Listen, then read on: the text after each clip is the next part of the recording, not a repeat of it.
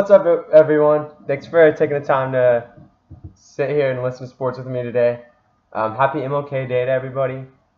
Great day to remember what Martin Luther King Jr. did for this country, help uniting a divided country. And so make sure you take some time to remember what he did for this country today. I'm going to go ahead and start off with jumping into the NFC Championship game. First of all, before I delve into anything too much, hats off to the Rams on an incredible performance. Down 13-0, able to come back, overcome all odds, playing in the Superdome, one of the loudest stadiums in all of professional sports, and to be able to come back in that environment and to make the plays that they did to win that game was impressive. Hats off to Dante Fowler. I think he made the player of the game, hitting Breeze's arm and forcing Breeze into throwing that pick, and Johnson for making the interception.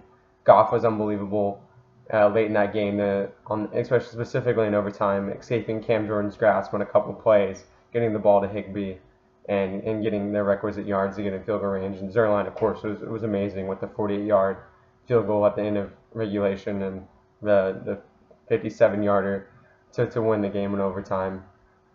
But, guys, I think this game will forever be known as the night New Orleans was robbed of a Super Bowl. I think what we witnessed last night was one of the most egregious non-calls I have ever seen in professional sports. And I will say the most egregious non-call we've ever seen. Last night, the Saints were driving. They had the ball with 1:45 left. And yes, they had some questionable decisions with clock management. Maybe they should have run it 3 straight times. Breeze throws one into the dirt. That could have helped run down the clock and eliminate the timeouts on the Michael Thomas slant. And yes, the Saints had issues with clock management down late. But with 1:46 left, the Saints faced a 3rd and long on their own 13-yard, or on the Rams' 13-yard line, tied at 20.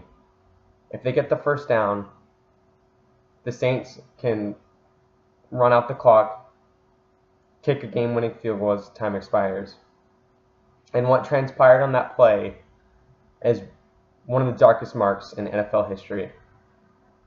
Drew Brees drops back and fires a pass to Tommy Lee Lewis. Tommy Lee Lewis, return specialist for the Saints, goes to make the catch, and before the ball even gets there, is laid out by Robey-Coleman. And not a single flag was thrown. After the game, the NFL came out and said that not only was it defensive pass interference in Robey-Coleman, but also helmet-to-helmet contact should have been called in the play. And 0 whistles were called. 0 flags were thrown. 0. It is an atrocity. An absolute atrocity.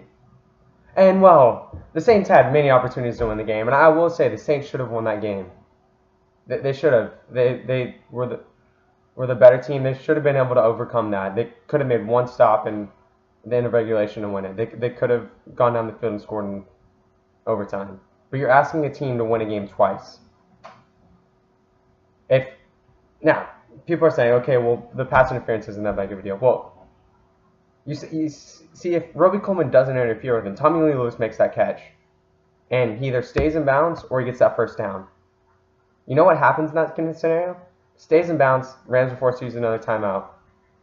If he gets the first down, the Saints take 3 knees, can run the clock down to about 15 seconds, kick the game-winning field goal, and the Rams have to go 40 yards down the field in 10-15 seconds with no timeouts. Defensive pass interference wasn't called. If the defensive pass interference wouldn't have been called, same thing would have happened. Saints can take 3 kneels, kick the game-winning field goal with about 15 seconds left. Game's over. And, well, it wouldn't have mattered. Well, if they get that first down on that defensive pass interference or the unnecessary roughness, helmet-to-helmet contact, the Rams had 1 timeout left. So, Saints run 1 play, timeout Rams. Plays usually take 3 to 5 seconds. So we'll go on the lenient side, 3 seconds. I believe there's 1:45 left after that play.